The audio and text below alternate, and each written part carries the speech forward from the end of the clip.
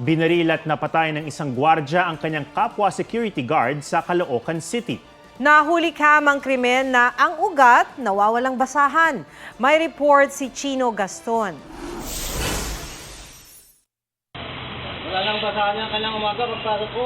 Dahil sa nawawalang basahan, nakaalitan ng gwardyang si Joel Moreno, ang kapwa gwardya sa isang subdivision sa Caloocan City linggo ng gabi.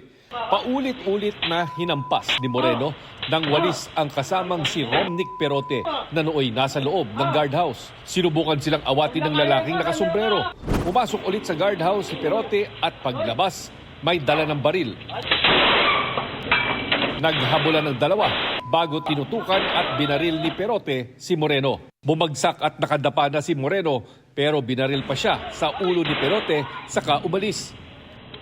Dead on the spot si Moreno. Ayon sa isang saksi, nakainom si Perote at day off niya nang pumunta siya sa guardhouse. Nasa kote ng pulisya si Moreno sa isang checkpoint sa Novaliches sa Quezon City. Yung description ng jeep na sinakyan ng suspect at sa eksaktong description ng suspect.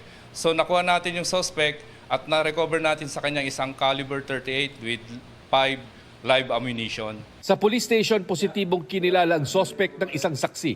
Naisip ko pong kunin yung isang baril po para ipanakot po lang sa kanya. Inunahan ko na po ng putok. Kasi po, kukunin niya po yung isang baril po dun sa ilalim po ng desk. Po siya nagsisisi po ako, sir. Sobra po talaga pagsisisi na gawa ko. Kaninang umaga, sinampahan na ang suspect ng kasong murder sa Caloocan Regional Trial Court. Chino Gaston nagbabalita para sa GMA Integrated News.